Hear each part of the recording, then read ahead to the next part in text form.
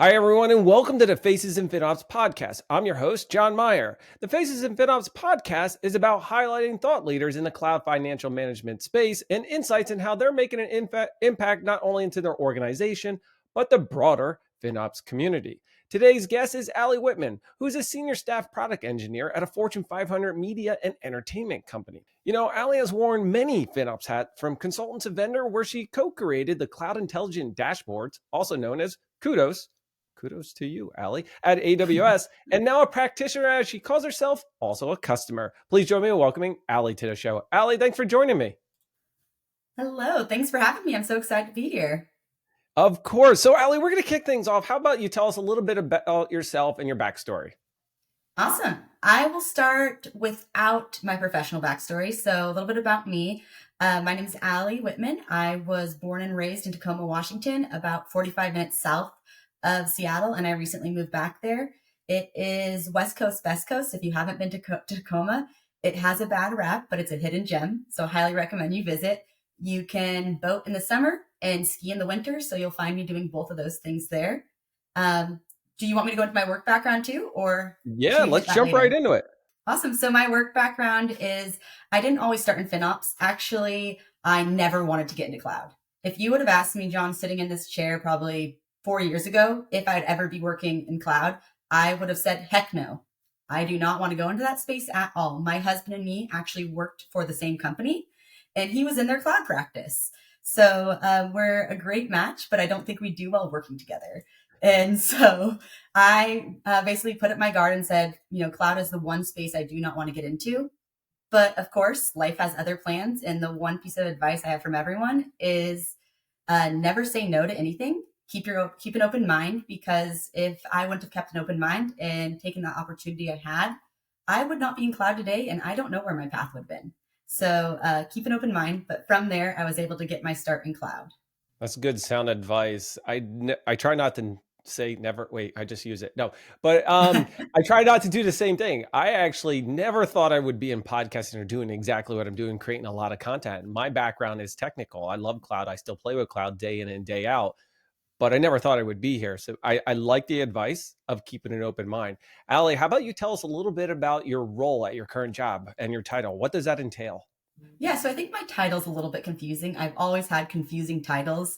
Before joining my now current company, my title was commercial architect, and people thought that meant I architected either commercials or buildings.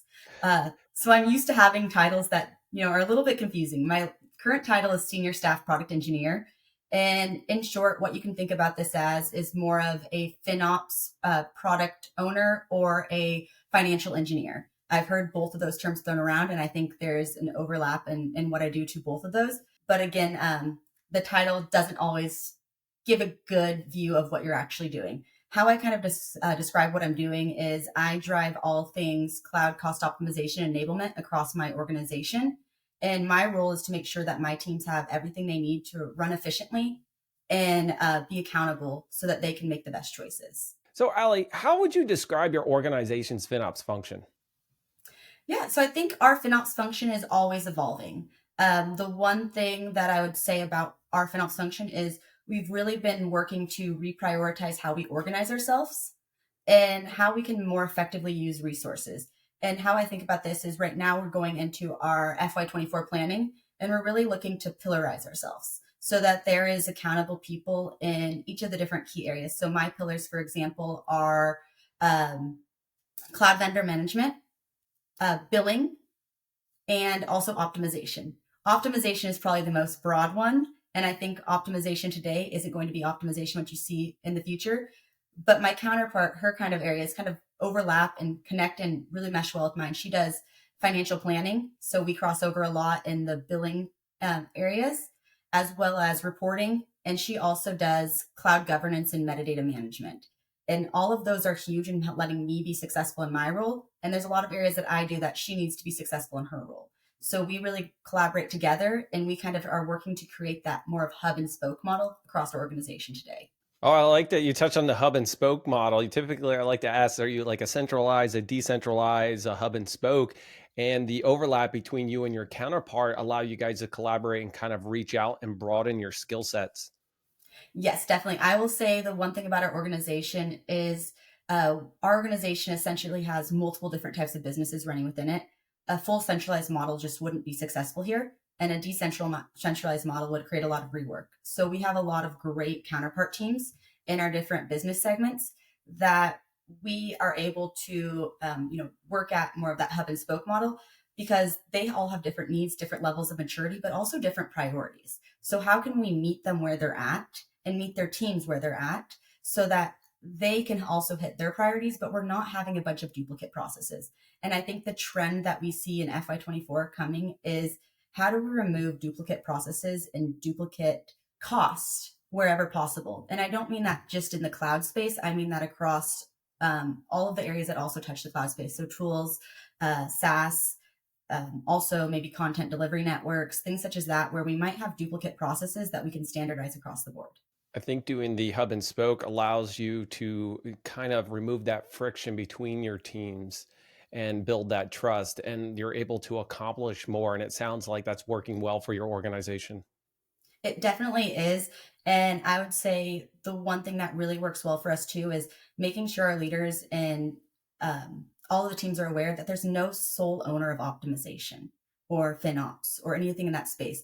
We might own certain areas from a hub standpoint, but there's certain areas that if we're not able to meet every need there, take it, run with it. We don't want to become a blocker. And the second that you have a single point of failure or a single point of contact for all things optimization is the second that you make it so your teams cannot run efficiently because you put yourself as a single point of failure. That's very true. How would you rank your company's, maturity around FinOps? Are you a crawl, a walk, a run, a variation of them? I think we're a variation of them, but just in my background, so my background's in finance, so I'm a little bit risk adverse. I would say I'm always going to put us as walk, and the reason for that is I think the second I go to run is, or our organization, we say that we're at run is the second we miss some of the key areas that we might not see if we're already running so fast. So if we're just at that walk stage, there's areas from crawl we're able to pick up. So I think a topic that I've heard about on your podcast, in fact, you'll bring in AI. I think AI is an area that no customer can say that they're in the run stage of. I think most of us are in the crawl stage because it's so new. So there's so many different areas that are evolving that walk allows us to take advantage of them. We just might walk faster in certain areas. I like that, walk faster. That's like a subset of there's a crawl, there's a walk, walk faster, power walk, and then run. I know. I thought about it. Maybe jog, but now even jog, you got to always keep that one foot on the ground. It's like that power walking. Exactly. It's a marathon, not a sprint. Ali, let's talk a little bit more about your organization. Are you utilizing like automation in certain areas? I think we definitely do. I'd say I will always be able to use more automation. The one area within automation that we're always looking to do is how can we prioritize the automation that we're investing in so that it maximizes the use of our team and our team's time. So, for example, in the bill processing space, bill processing is a space that no one wants to be manual in. We all know within the cloud, there's always a manual aspect of it, but how can we continue to make it more automated so that our teams can better prioritize in other areas? Optimization, identification, we want to automate that as much as possible. So we're always continuing to look for automation, but we definitely do use a lot of automation today and work with a lot of big data. I don't think you're able to accomplish much or as much as you'd like without automation, some type of automation. I know reporting is going to be automation, but if you look at it at the top down, the less that you have to do manually and around the optimization, right? All that stuff that has to be manually done, if you can tackle at least 80% using automation where the other 20% is a manual effort, you're going to achieve so much more. Yep. And I think the hardest part for me right now is trying to balance, do we automate tasks that me and my team are doing, or should we focus on automating tasks that our customers are doing? And for right now, we've been focusing a lot of the tasks that our customers are doing because if we're able to free up their time, they're able to run more efficiently, action more optimizations, and hit the business priorities that they have. So although we do invest in a lot of our optimization, I try to focus on how do we help our customers automate and help them be able to free up their time because every optimization takes effort. So the more time they have to focus on architecting for optimization, the larger of the success our organization can have. I like the customer obsession. You're moving friction, like you're removing it all around. Not only you could take these automation and make your life easier, but making your customers' life easier is ultimately going to allow them to kind of like buy in and do more of, implementing the FinOps culture, being aware of doing all the, optimization efforts or taking ownership of everything. Yes, I would say, I know it sounds a little bit cliche, but if my customers don't have trust in me and don't find that I'm adding value to the job, I shouldn't be here anymore. They are the key reason for why we're doing what we're doing. And so it's important for me that we're assessing their needs on an ongoing basis, but also getting ongoing feedback on how we can improve for them. Additionally, it also helps with the buy-in, right? They're trusting you. And if you make their jobs easier, they're going to be bought into more of the stuff that you're trying to accomplish as a business. Yep. So I'd say transparency is key. So for anyone who's running a FinOps practice or for is thinking of bringing FinOps to their space, transparency from the start. The second you try and hide things behind the scenes or aren't transparent with your data or what your priorities are, is the second you're going to lose teams and they're going to start trying to reinvent the wheel on their own. And you're going to have a lot of repetitive processes, but also a lot of disconnect across your organization. Definitely. Now, Ali, were you the first or one of the first like hires, FinOps hires in your organization? Technically, yes. And the way I say technically yes to that is because prior to me and my partner in crime, joining together, which was about a year and a half ago now, almost 2 years coming up on, we had FinOps in pockets, and it was a priority, but it wasn't a practice. And my leader really saw that, hey, we need to invest in this. We need to invest in bringing people in to be dedicated to this. And so me and my counterpart were brought in. So you could say we were kind of the first two in the actual FinOps practice there. And our first kind of task was just understanding what should FinOps look like at our organization. And that's kind of where the hub and spoke model is where we've been navigating to. And so I would say we were one of the first, but we've been doing FinOps for a long time, just not if we call it that. Now that you're officially called FinOps and it's been like a year and a half in the role, what was the first like one or two things that you wanted to tackle immediately after its creation? Uh, Data transparency. That was the first key. And I think I've heard it on the other podcasts in the past. But if you don't have trust in the data or traceability into the data and customers don't understand and you're bringing them on the journey, you will lose them because the data is the foundation of optimization, understanding your cost, understanding your business value, and what your total cost of ownership and impact on the business you can have is. And so taking a step back and saying, let's rework our data based on what we know now. How do we make it more transparent, more scalable? So as cloud providers mature in what they provide us, we're able to take advantage of that too. So we re-architected a lot of our data processes and pipelines and how we structure the data. The second piece of that is just understanding what our customers need. We have so many different levels of maturity across our organization. And so how did we categorize and see what is our more mature teams need? What is our teams that are newer to the space need? And how do we balance and prioritize and get a roadmap available that allows us to hit the different teams where they're at, but also scale and grow with them, but not be a blocker. So I'd say the first bit about was, re-architecting data and then understanding the customer. Speaking of like your mature FinOps teams, what are some of the biggest mistakes that you might see immature FinOps teams make or implementations? Say the biggest mistake is not doing standardization from the get-go. If I started from scratch and it was a brand new cloud practice, brand new space there, I think starting with standards, but making sure your standards are also adaptable. Because I think some of the biggest issues that we see with a lot of new FinOps organizations is they get very set in their ways or they're very rooted towards a certain process. I think the biggest advice is you're just your first wrong answer. Because if you go with that motto, if you get your leaders comfortable with it's our first wrong answer, we're going to iterate, they're comfortable with change. Think about how much FinOps has evolved just since the FinOps Foundation was created. It started as more of a very cloud billing or cloud finance type of role. And now it's so much more than that. There's engineering buckets, there's vendor buckets, there's all different personas within it that I think if you would have said, this is what my FinOps team does today, you would be failing now. When you're talking about standardization, are you talking about like standardization of reporting, standardization of tackling some of the challenges and the issues that come up, the cost, the motivation of teams? Is it everything? I'd say standardization of your organization's practices. If I could go back in time and create standards for tagging, I think the standards need to be adaptable, but now you have better visibility into your costs. And maybe your tagging standard is an account standard instead, but it's just what works for your organization. I'd also like to create standards on how we manage data, and also how we have to get data from our vendors and be able to push back on our vendors from the beginning, because beyond cloud, there's a lot of other costs associated with it that you need to manage to run efficiently. And not all vendors provide data in a very transparent way. So being able to set standards of, here's the different ways that we will ingest data, it needs to hit one of these standards. So we could have our standards for data ingestion set up. I also think standards for how you decide where to run and what you run. I think that is one of the biggest areas that if you could have better visibility or better safeguards in place so teams can run efficiently from the start. In a FinOps practice, it's a lot easier to start with optimization than it is to bring it in later. So how do you embed optimization in your culture from the get-go, and what are your standards for optimization?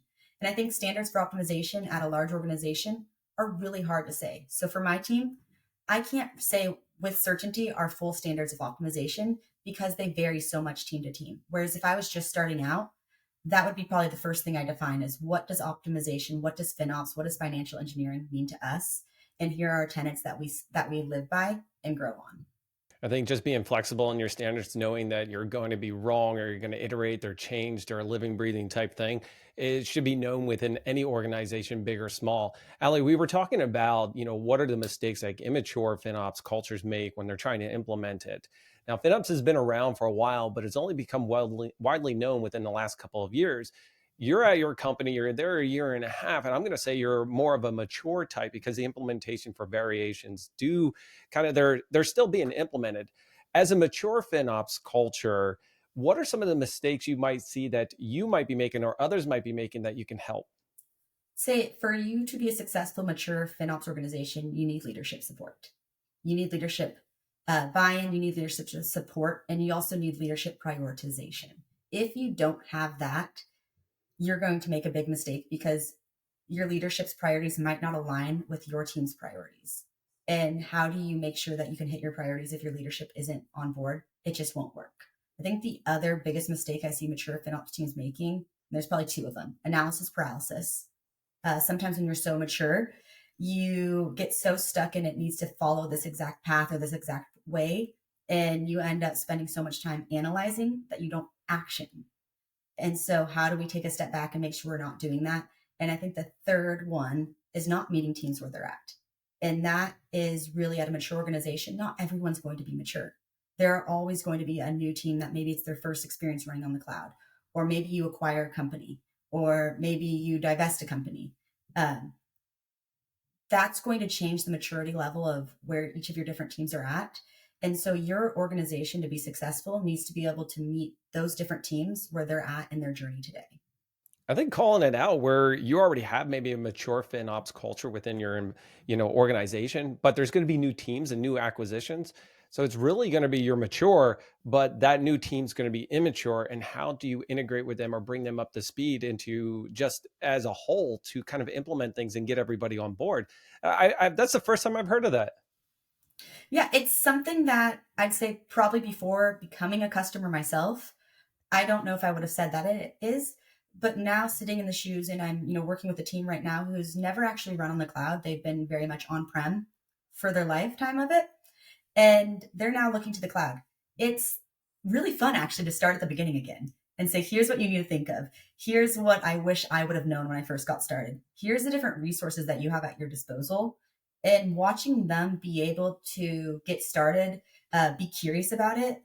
And I mean, I think the best is when they ask questions about, hey, why would I start with this? Someone recommended I use this, but based on what you're saying, I think I should use this process, or, this area of it.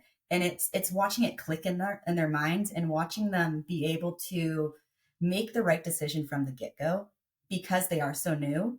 But they're also very immature in that space, is they don't even have a real production workload on the cloud yet.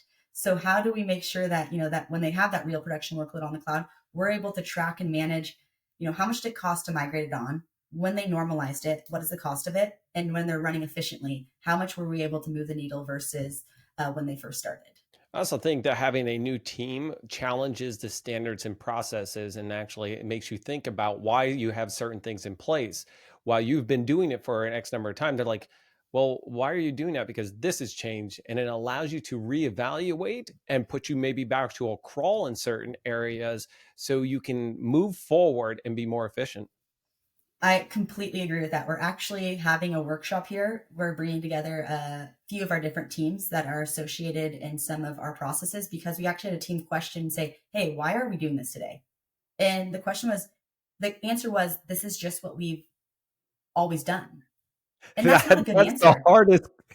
I'm sorry. Every time somebody says that, I always think of a friend who says we're doing it this way because we've always done it this way.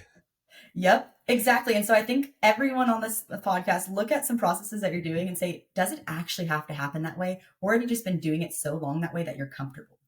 Alee, you had the chance to present at FinOpsX back in June. What was the topic? The topic was, is it a savings or a spend reduction? Well, is it? I think this is one where uh, if you would have asked me about a year ago, I don't think I would have even thought about this. And this is where, if you look at the economic landscape going on just in this past year, there's been some different shifts. And one of our organization's priorities was we need to save, we need to cut costs, not just in cloud, but everywhere. And we had some savings targets. Well, the problem that we were facing was we would call out optimizations as savings. And it was really losing trust with our finance teams. Our finance teams actually sat me down and said, hey, look, I'm confused here. Can you explain to me what a savings is? And that's kind of where this all started. My manager actually was the one who came up with the title of the topic because she and me, because we were just both getting so bombarded with what is a savings. But kind of the area within this was, do you know what a savings is today? And when we sat down with our finance team, I came to realize that in the FinOps space, we throw around the word savings a lot. And to an engineer, I get it. Savings to them is what they are accountable for, what they can actually do. But savings to an organization is something very different. A savings is actually your cash in hand. And that is where I think I myself was super guilty of, was just throwing out that S word all the time. So what we actually did at our organization was take a step back and said, let's define key terms. What is a savings? And if it's not a savings, what is it? And so we came up with 3 different categories: savings, spend reduction, and cost reduction. And cost avoidance, sorry, not cost reduction, cost avoidance. And that allowed us to better have conversations with our different teams, but speak the same language. It took a lot of getting used to. I still catch myself accidentally saying the S word, but I'm able to now have a lot more productive conversations with our finance teams, with our leadership teams, but also let engineers understand the full impact of their optimizations, whether it be a cost avoidance or a spend reduction. I'd rather you throw out that S word than the other S word. Definitely. Alee, I'm going to switch gears a little bit. I want to talk about the co-created dashboard, the cloud intelligent dashboard, actually Kudos, which I love the name, that you did with AWS. What is Kudos? Okay, so Kudos in the Cloud Intelligence Dashboard started off as a way for me to scale what I was doing with my customers. So the very first one of the Cloud Intelligence Dashboards was in the Kudos dashboards was the Cost Intelligence Dashboard. And this all started because I was working with over 20 different customers, and I found myself repeating the same process multiple times. And as we know, with customers of complex nature, a lot of the native tooling doesn't meet their needs. So instead of having to rework everything I was doing or explain the same concept over and over, what it actually started is how can I get teams to think about data in a more scalable way? And so the dashboards themselves actually just started out as data logic that would allow me to have better conversations with my customers. That fed into how can I better optimize my reporting I'm working with them and help them get started, and so that they're not having to reinvent the wheel. I met some amazing folks along the way, and that's where Kudos came into place. Timur and Yuri, as well as Aaron, were kind of our band of pirates. We were kind of the co-leads of this that turned it from a dashboard to a practice. And they are some of the smartest folks that I know. And they really saw it from a different space. Yuri and Tamir were both TAMs, so technical account managers. And so they really knew what customers needed from that technical side, not just the FinOps space. And so I think by bringing us all together and starting with a need that starting with a problem that helped us better support our customers, turned into how can our customers better support themselves. And the key thing about these dashboards is they're always open source and they were free to use. And I think the two models with doing that allows it to be a collaborative practice where we get the community to help add their insights of what do they want to see next. I remember getting so many emails saying, hey, this is a really cool way of doing this, but here's how we think about our organization. How could you maybe add to the dashboard or change this approach to it? And so that's how the dashboards were born. They really were just a way to help us better support our customers that really turned into a way to help customers better support themselves. Is this a topic that you might be presenting at future events that are happening later this year or later? There will be presentations there on it, but I will not be doing any of them as a customer side. I think one of the key areas that I try to make sure I maintain as a customer is neutrality across our vendors. I never want to make sure that I am closing my mind because I'm so caught in the ways of how one vendor is doing things. And so you probably won't see me at those. You might see me speaking at FinOpsX or more vendor neutral type of spaces where I can make sure I'm thinking more of a thought practice and less on a vendor specific area. But there definitely will be talks on them. And I know Yuri will be there. So if you are going to reinvent this year, definitely reach out to Yuri. He'll be there. You'll see him going around. He is one of the smartest folks I've ever met. And his engineering background and technical background as a TAM really brings so many new ideas that I don't always think of in the FinOps space. So, bring questions to him, bring ideas for dashboards. You won't be disappointed. Speaking of, so I like the vendor neutral space and staying in that because it allows you to stay broad and not focused on one. When one implements something, now you have to kind of think about like all your customers might be multi-cloud or single cloud or whatever. And what happens is if you're focused on one, you're not seeing the problem from a broader standpoint. Exactly. And I think the key thing we try to ingrain in our organization is a workload should be run where it best fits. And there's a couple different factors for that: cost, performance, team education and background, and also vendor fit. And so it doesn't always have to be the cloud too. We like to assess teams to assess this on a workload by workload basis, but we're always trying to improve the training that our teams have so that they can make the right decision of where they need to run and they have the skill sets they need to be able to run on where they want to run that workload. A workload should be run where it best fits. That's a really good quote. Thank you. It's something that it's sometimes hard because you're comfortable running where you are. But I think there's going to be a lot more hybrid type workloads coming into space. And a lot more areas where vendors who have the niche market in an area, you might run that piece, that workload there, or that whole workload might run on that vendor because of the one area that sets them apart. It's not always the one you're comfortable running on, but if you're not comfortable running on it, how do we make sure that our teams have the tools so that they can educate themselves to run where they need to run? Speaking of your teams, what does your typical day-to-day or week-to-week look like within your organization? It varies so much depending on the time of year and time of month. I think we all in this FinOps space know there's a time where billing has to happen. Billing can be a very quick process if there's no issues, but if there is an issue, which you should always prepare for, it's going to take a little bit longer. So if there is a billing issue going on, then that's going to be a little bit more of my day. I kind of relate it back to when I was in college where you had syllabus week where maybe it was smooth sailing. You got to spend a lot more time doing what you wanted to do, working on what you wanted to work on. Then there's finals week. And billing, when billing goes wrong, is finals week for us.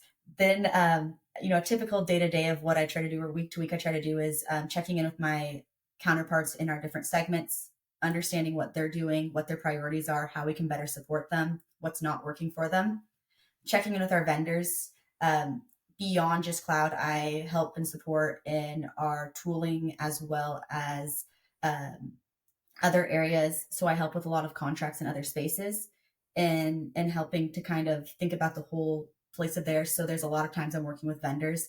I'd say there very seldom is a week that I have not talked to a vendor, whether it be a cloud vendor or another vendor, and making sure that we're up leveling what our team's needs are. And then I think most importantly, um, every day I'm trying to challenge myself of what can I be doing to look for what's next for our teams. And so I try to spend at least 30 minutes a day just staying relevant in the space. And I know that's not always something that directly adds value to my teams at the current state, but I think it keeps us relevant. It makes sure that what we're doing from an organization standpoint is the right direction. So just even if it's just reading what's new and happening in our industry, what's new and happening in the FinOps world, what's happening in the world, and how does that kind of impact the trends that we're looking to. So I know a lot of people talk about AI, just reading up on what's going on there, what's happening in the space, and how different folks are using it in their industry. I try to make sure I'm staying relevant there, but at the end of the day, everything I'm doing is to make sure that our customers are able to run efficiently. So everything I look at has to add value to our customers. Do you feel that maybe AI might be impacting or contributing to your current role or FinOps in general? It has to be. How it's going to be, I don't know exactly, but it's going to. It's just too easy of a space for it not to fit in. Think about what we're doing. It's, you know, imagine if you were able to, those teams that I talked about were just moving to cloud. What if they were able to ask a chat tool, how should I provision this workload? Here's what I need to do. What's the best way to do it? And they were able to spit out options, or this won't work for us, or assess our whole organization's workload structure and say, what could I be doing differently? Where are the trends that we're seeing? What is all the different areas there? It's essentially another resource to help our teams have the different tools that they have. But I also think there's so many unknowns there that I don't fully have trust in it yet to have it make decisions for our teams. I agree with you. I think AI, just like everybody's in the crawl stage right now with it, and we're all trying to understand the benefits, the value, and to kind of validate the data that's being generated from it and be able to handle things.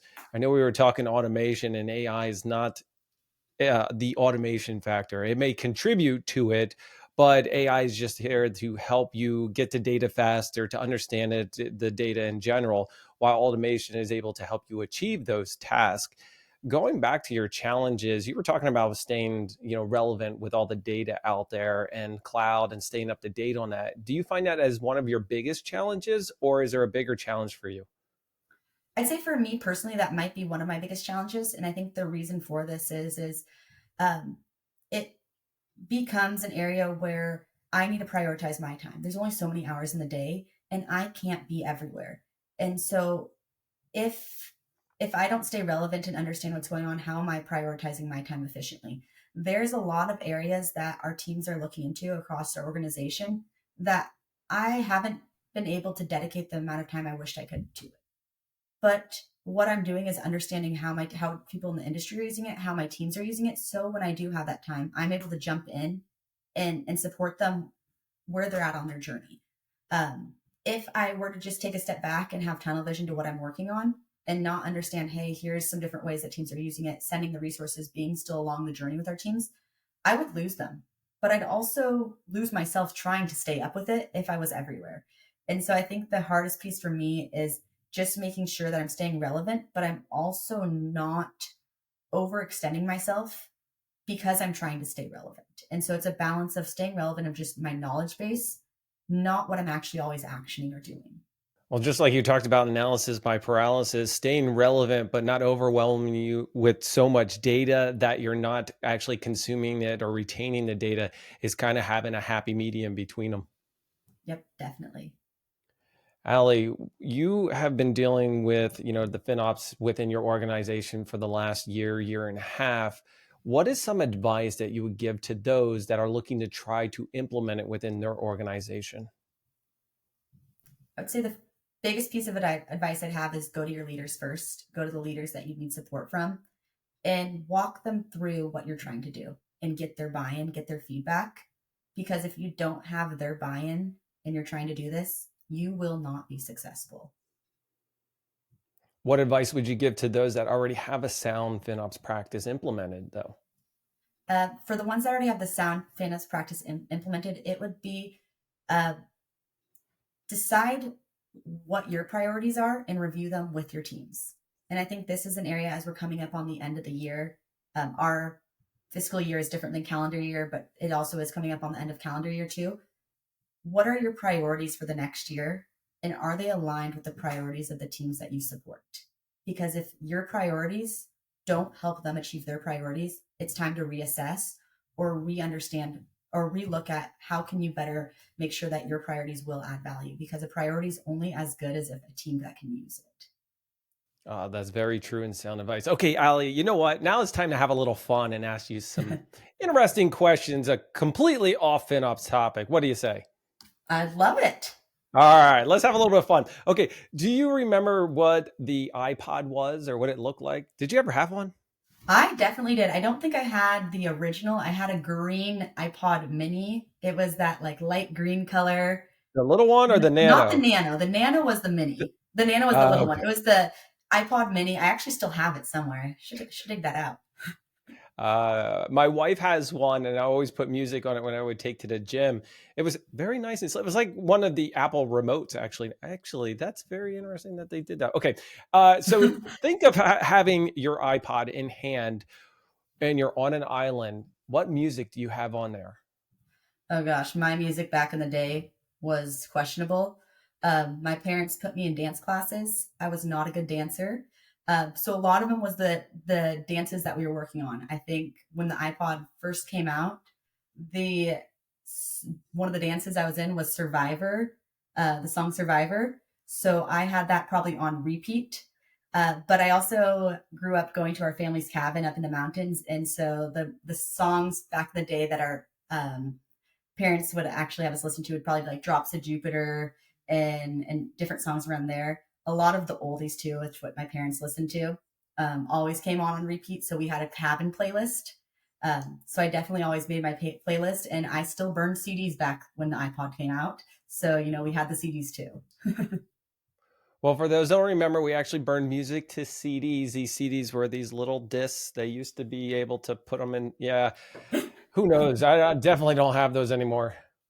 I still have all my old CDs in my used to keep them in your car, and I know people talk about how you're distracted driving, but I look back and like it definitely was more distracted driving back in the day when you'd be going through to try and pick the next CD that you're trying to listen to. You had them organized in your CD pad folios. I don't even know what those were called now. Actually, that's probably what it was called, where you were digging through and trying to, oh, yeah, this works and put it in. Oh, I got to take one out.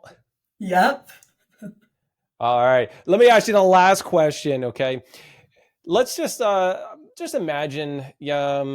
No, I'm going to switch gears. I was going to ask you on your next vacation, but I already asked that before. Let's see. Actually, here's one. So, Ali, let me ask you the last question. What was the last book that you read and that stuck with you? So I'm actually in a book club with some of my closest friends, and whoever is hosting next gets to pick the book. And so my friend is hosting, and I think the one unique thing about book clubs is you read books that you might not have picked up. So there's a lot of book club books that I've read that you guys would cringe at. But there's a new book I actually just started. I'm not far enough along to tell you what stuck with me yet, but it's called The Court of Thorns and Roses. And it's something that I would not have picked coming off the shelf. But so far, it's been one of those ones that I haven't been able to set it down. I won't give any spoilers, but if you're looking for just a book that is outside of the realm that you normally read, not anything to do with the workspace, not anything to do with your typical day to day, The Court of Thorns and Roses is really, really interesting, and one that by just reading the bio of it, I probably would have not started. But because it's for a book club book, I started it, and it's not letting me get a lot of sleep at night. Let's say that I'm almost done with I will be almost done with it probably by the end of Wednesday. That's a really pretty good that you picked up a book or you recommended a book that you normally wouldn't, and it's actually sticking with you. And now you might find a new series or something you're interested. For the book club, curious question: do you have to read it by a certain time and get it done? And do you guys like sit there and discuss it, or are you just exchanging books? So we do have a monthly book club meeting where we're supposed to have it done by there. There's been a lot of books where they just didn't sit well with me. I just couldn't finish them. So I didn't always finish every book. That happens to all of us. We discussed the book a little bit, but I think it's just more of a good excuse to get together. These folks that I'm in the book club with, I've known some of them since the day I was born. And so it's just a good way to be able to have that checkpoint to catch up, forget about what's going on in your day to day, and have kind of that time to get together and discuss something that we might have different opinions on, but we all respect each other's opinion there. Nice. So, Alee, as I wrap things up, who are some of the most influential practitioners in FinOps? This one's easy for me. And the reason why I say this is she taught me a lot of what I know today, and probably the most of how I do what I'm doing today. And her name's Alex Head. She leads a team called Optics at AWS, but she took a chance on me when I first got started. And the one thing you'll know about Alex is she is the biggest person to give advice on how she thinks about FinOps and also what scares her. She talks a lot about imposter syndrome, and I struggled a lot with that. But having her as my leader as I was going through this really made it so I felt like I could find my point of reference where I needed to succeed. And I think Alex's whole space is she is able to take any person, and I've seen her do this with her whole entire team, and make them feel as though they are changing the industry and look at how she can help them change the industry. And I think that's something that's super cool because there are so many different personalities in this space, and having someone like Alex there to identify where your skill sets are and help you elevate them up and help you fill the gaps on maybe areas you're not as good at is huge. So I'd say Alex Head is easily the most influential person I've met in FinOps. That's really weird that you say that because I know Alex Head. She's been on my podcast. She's been talking about being a vulnerable leader, great person to get to know, have a conversation with. Friends with her, I usually reach out to her every once in a while. I know she just got back to work. So huge shout out to Alex and all the stuff that you're doing. Yes, big shout out. And if you don't know Alex, get to know her. I agree. All right, everybody, it's time to wrap up the Faces in FinOps podcast. Today's guest was Alee Whitman, a senior staff product engineer at a Fortune 500 media and entertainment company. Alee, thank you so much for joining us. Thanks for having me. Everybody, this has been another awesome episode and discussion around the Faces in FinOps podcast by our good friends at ProsperOps. Be sure to hit the like, subscribe, and notify, and make sure to check out the ProsperOps blog because guess what? We're out of here.